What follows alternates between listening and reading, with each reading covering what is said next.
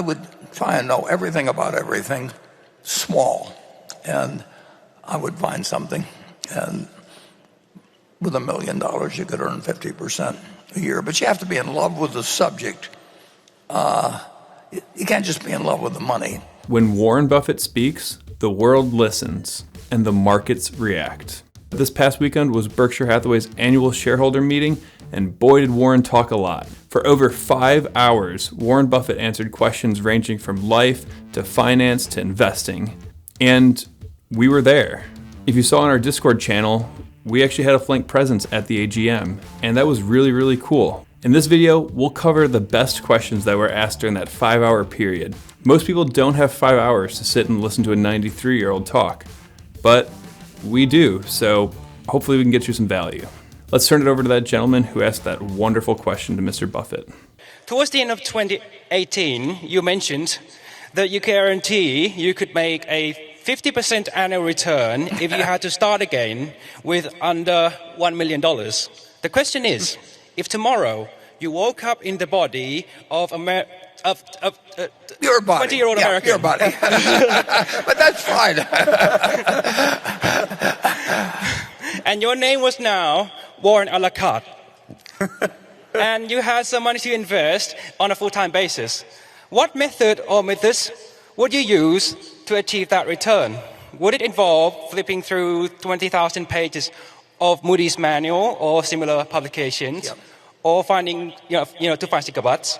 Or would it be hunting for great companies at a fair price as Mr. Munger would? Or would it be a combination of both, with opportunity cost serving as the final arbiter of which method to use, given that your investing opportunity has now broadened significantly? Thank you. ขอบคุณครับ Good question. I'm glad you came. And the answer would be, in my particular case, it would be going through the 20,000 pages.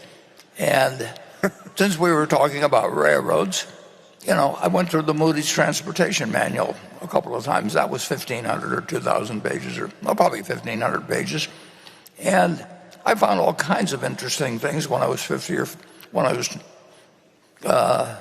20 or 21. And I don't imagine there's anybody here that knows about the Green Bay and Western Railroad Company, but they had a bond that was actually the common stock, and they had a common stock that was actually a bond.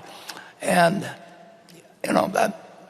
that could lead to unusual things, but they wouldn't lead to unusual things that would work for you with many millions of dollars. But if you collected a whole bunch of those, which I set out to do, and actually that's what impressed Charlie when I first met him, because I knew all the details of all these little companies on the West Coast that he thought I would never have heard of. But I knew about the Los Angeles Athletic Club or whatever it might be, and he thought he was the only one that knew about that, and that became an instant point of connection. What he's basically saying here is that Buffett would grind his way to find companies that he thought were undervalued. I had to look up what Moody's manuals were. And basically, they're texts that talk about business. The internet makes them look like jokes. We have so much more power than Buffett had in the 40s. And what he's saying here, and said multiple times throughout the meeting, is that because Berkshire is such a colossal company, there's no way that Buffett can find smaller, undervalued businesses the way he used to. But we absolutely can. So how do we grind it out? Let's turn that question over to one of my favorite investors, Peter Lynch. My big theory, and I think it's valid, if you look at 10 companies, you'll find one that's mispriced. If you look at 20, you'll find 2. If you look at 100, you'll find 10. The person that turns over the most rocks wins the game. So we can turn over stones and try to find undervalued businesses. This is part of the reason why I think a community of investors is so valuable. Think of it like a rocky beach.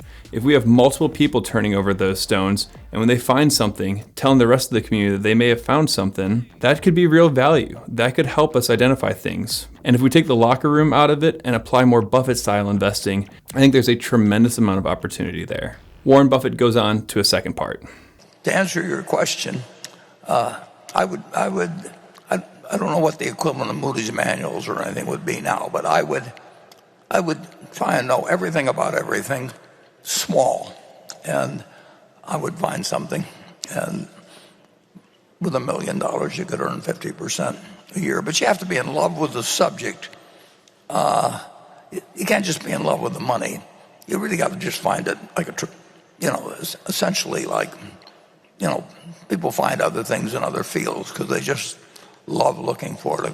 A biologist looks for something because they want to find something.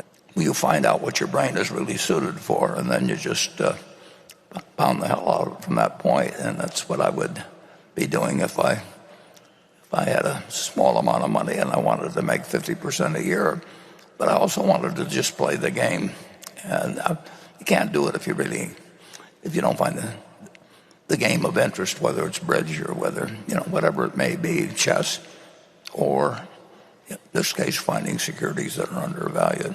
To return a 50% in a single year, you have to buy something that you know is undervalued, and you have to be in love with the subject that you're studying.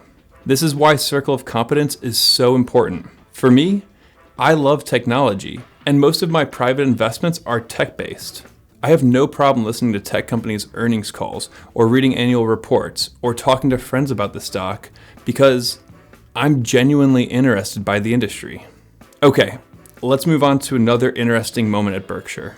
Warren Buffett talked about AI. This question actually came up twice. Here's the first one. Hi, I'm Joe, visiting from San Francisco. How do you think about the role of technological advances, especially generative AI, on more traditional industries? Thank you. Yeah. I made a mistake in calling on 4, but I'll get back to 2 later on. I don't know anything about AI, but I do have. That doesn't mean I deny its existence or importance or anything of the sort. And last year I said, that we let a genie out of the bottle when we developed nuclear weapons, and that genie has been doing some terrible things lately. And the power of that genie scares the hell out of me. And under that, I don't know any way to get the genie back in the bottle. And AI is somewhat similar. It's part way out of the bottle, and it's enormously important, and it's going to be done by somebody. So we may wish we'd never seen that genie, or it may do wonderful things. And I'm certainly not the person that can evaluate that. I don't have any advice on how the world handles it, because I don't think we know how to handle what we did with the nuclear genie. But I do think, as someone who doesn't understand a damn thing about it, that it has enormous potential for good and enormous potential for harm. And I just don't know how that plays out. First off, I just gotta say that I love that he doesn't pretend to know something about AI. That is so refreshing to see someone so influential just say, I don't know. And we should be comfortable to do the same thing. I've never bought a biotechnology company because I have no idea how the hell it works. This is really refreshing to see, and it's why we love Buffett. He says that AI could be harmful and likens it to nuclear weapons, but it also could be really good. It could create power that's too cheap to meter. And I think he's exactly right here, especially for someone who doesn't know anything about the underlying technology. Okay, basically every other outlet has been talking about this one, so we'll cover it really quickly. And that's why Buffett sold Apple stock. We will own, unless something really extraordinary happens, we will own Apple and American Express and Coca-Cola when Greg takes over this place. And we will have Apple as our largest investment, but I don't mind at all, under current conditions, building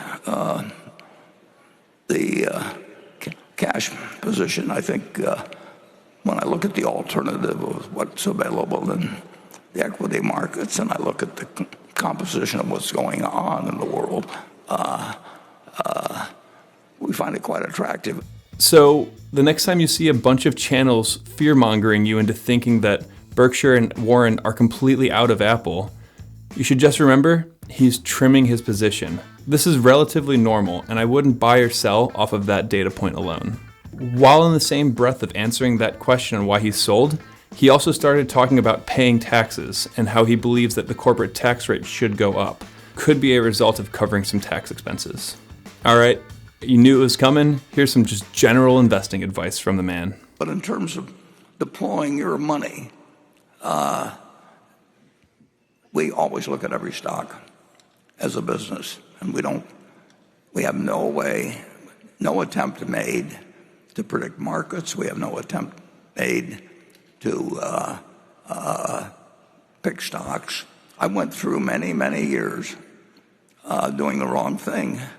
I got interested in stocks very early, and I was fascinated by them. And I wasn't wasting my time because I was reading every book possible and everything else. But finally, I picked up a copy of The Intelligent Investor in Lincoln, and there was a few sentences in there that said much more eloquently than I can say it. But if you look at stocks as a business and treat the market as something that doesn't tell you, isn't there to instruct you, but it's there to serve you, you'll do a lot better over time than if you try to take charts and listen to people talk about moving averages and look at the Fed pronouncements and all of that sort of thing. And so that made a lot of sense to me then. And the way I've been allowed to deploy it. And in that clip, he's clearly referencing his mentor, Benjamin Graham, the father of value investing. One of my favorite analogies that Ben Graham uses, which Buffett is also employing here, is that you should think of the market as a door-to-door salesman named Mr. Market. And Mr. Market is a schizophrenic. Sometimes he comes to your door very excited and wants to sell you companies at a very high price because he thinks they're worth everything. And then on other days, he comes to your door manically depressed and will sell you a great company for just about any price. And that's what Buffett's saying here. We can't try to time the market, but we can absolutely check in with where we think valuations currently stand. All right, and then our next clip explains why Warren's sitting on so much cash. This question's from Johan Halen, who writes, you're sitting on $168 billion of cash, which you told us today is now more than $182 billion. His questions are, one, what is Buffett waiting for? And two, why not at least deploy some of it? Well, I think that's pretty easy to answer. I don't think anybody sitting at this table has any idea of how to use it effectively, and therefore we don't use it, and we don't use it now at 5.4%, but we wouldn't use it if it was at 1%. Don't tell the Federal Reserve that, but prefer it. But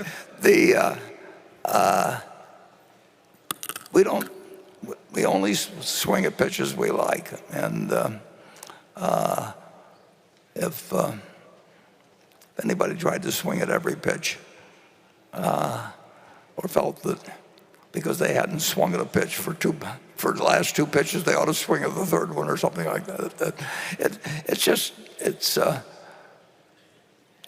There are times, and obviously, but I would say this, I would not like to be running 10 billion now.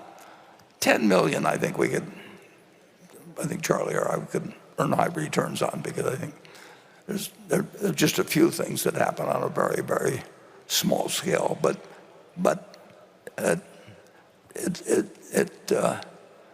if we had 10 billion, I wouldn't basically see many more opportunities than we found. Now, it's true that something like Japan we could have done if the company had a 30 or 40 billion, and we'd have had great returns on equity. But if I saw one of those now, I'd do it for Berkshire. It isn't like I'm got a hunger strike or something like that going on. It's just that things aren't attractive, and there's Well, there's certain ways that can change, and we'll see whether they do. So he's basically saying that valuations aren't attractive right now, especially at the scale in which Berkshire Hathaway would need to deploy. He refers to this in multiple annual shareholder letters as the law of big numbers, basically meaning he can't get the same returns that he once was able to because there just aren't that many investing options when you're dealing with hundreds of billions of dollars. And this is a good segue into my favorite investing question that was asked. My absolute favorite question had nothing to do with finance. Here's the clip. At the 1999 annual meeting, you mentioned that if you owned all of America's 500 businesses, you would be making $334 billion while paying $10.5 trillion. You emphasized that this was not a good return on investment. Today, by my math, the S&P 500 has a market capitalization of around $44 trillion with profits of around $1.45 trillion. This is a very similar return on investment to the 1999 levels. Do you see similarities in the market today and the 1999 levels? Well, one thing has changed dramatically from 1990. I misunderstood on the 1999, but there have been times in my life that I've been awash in so many opportunities that I could have invested everything by nightfall, and then there's other times when the year goes, well, not in the early days, but now we just we haven't seen anything that makes sense that moves the needle. Now, we've made small acquisitions during the year. Basically, he's saying here that it seems like things are pretty frothy right now. He actually has a term for what the person who asked that question is asking, and that's called the Buffett Index, which evaluates for how expensive or how cheap the market is today. It's really easy to calculate, and we made a whole video on this and two other indicators, which we'll link right here. But basically, you just take the total market cap of the US stock market and then put it over the annualized GDP. Buffett has previously stated that, quote, if the percentage relationship falls to the 70 or 80% range, buying stocks is likely to work very well for you. However, if the ratio approaches 200%, you are playing with fire. And as this chart shows from when he said this back in 1999, the Buffett indicator was at 190%. This is actually a pretty important point to make. As of March 31st, the Buffett indicator is at 199%. So there's no question about it. We are definitely in a period of high valuations, which explains why he might not be buying very much right now. And remember, it's not that he won't buy. He's just saying that he believes when valuations are this frothy, it's harder to find good deals. His phone isn't ringing all the time. That doesn't mean he's trying to time the market. Okay, and now my favorite question of all. Hi, my name is Ange Andrew-Nikas, and I'm wondering if you had one more day with Charlie, what would you do with him?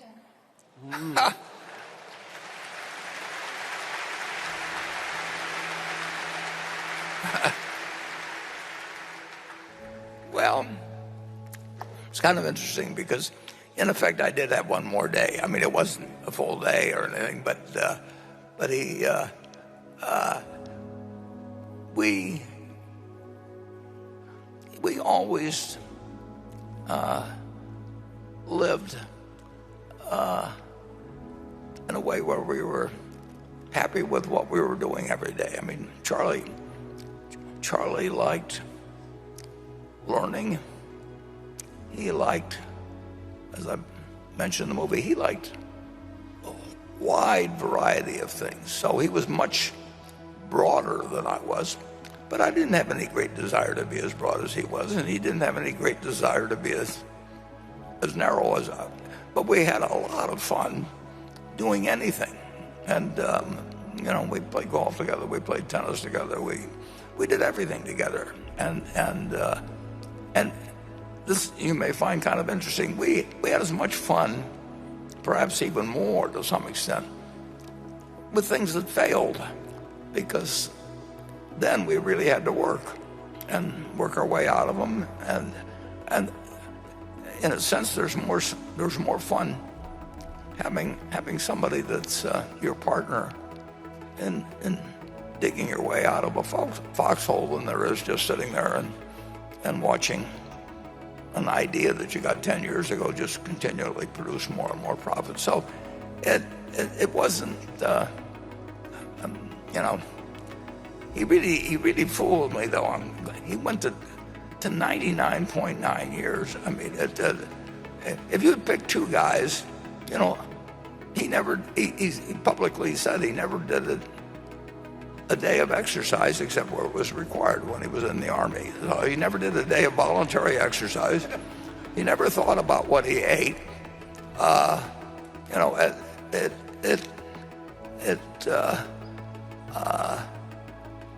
you know, we started every day, and Charlie he was interested in more things than I was, but we never had any doubts about the other person, period. And so if I'd had another day with him, we'd probably done the same thing we were doing the earlier days, and we wouldn't have wanted to know that we only had one day. There's a great advantage in not knowing where you're going to, what day you're going to die. And Charlie always said, you know, that just tell me where I'm going to die, so I'll never go there. Well,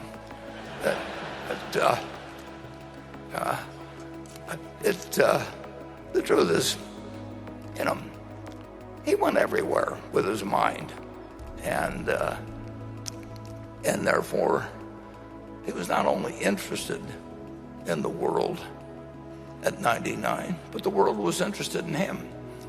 It's remarkable. You know,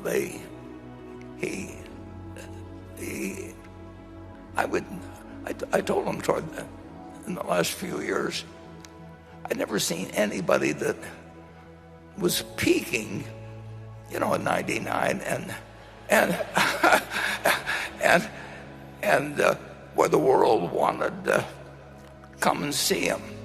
I mean, they actually wanted to go out to 351 North June Street, and whether it was, well, I could name a whole bunch of names, but just I'll start with Elon Musk, but go down the list, and they all wanted to meet Charlie, and Charlie was happy to talk with them. And the only person I could think of otherwise was the Dalai Lama. I don't know that they had a lot else in common, but it was he lived his life the way he wanted to, and he got to say what he wanted to say. He, like I, loved having a podium, and again, I can't remember any time that he was mad at me or I was mad at him. It just didn't happen.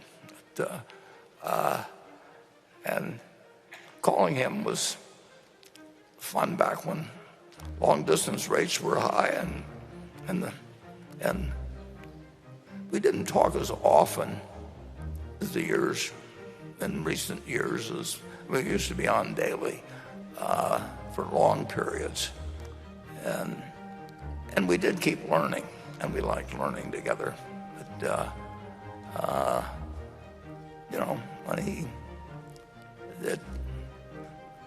we tended to be a little smarter because as the years went by, because we had mistakes and we had other things where we learned something, and the fact that he and I were on the same wavelength in that respect meant that the world was still a very interesting place to us when he got to be 99 and I got to be 93. So I don't have a perfect answer for you there, but I can tell you the ingredients that would go into. Sometimes people would say to me or Charlie at one of these meetings, you know, if you could only have lunch with one person that lived over the last 2,000 or so years, you know, who would you want to have it with? Charlie says, I've already met all of them, you know, because he read all the books. I mean, he eliminated all the trouble of going to restaurants to meet him or anything like that. He just went through a book, and he met Ben Franklin, and he really he was remarkable. He said he really had no one else to meet because he'd read all their stuff, and he liked Ben Franklin's stuff better than he liked mine. But with Ben Franklin. He just had to read about it. They didn't have to go have lunch with him or anything of the sort. But it's an interesting question. What you should probably ask yourself is that, who do you feel that you'd want to start spending the last day of your life with, and then figure out a way to start meeting them or tomorrow, and meet them as often as you can. Because why wait till the last day?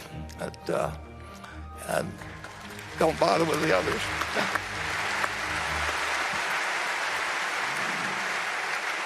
Charlie was his best friend and a colossus in his own right in the world of investing and just general common sense and humanity.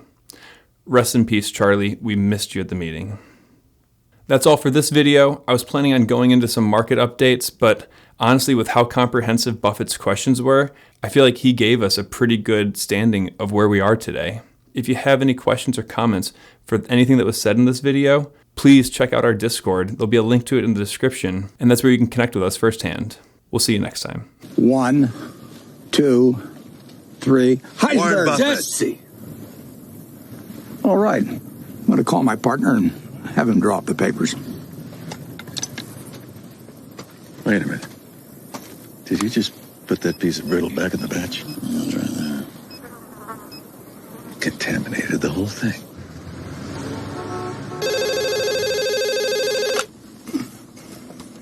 Charlie? It's done. Slick, yo.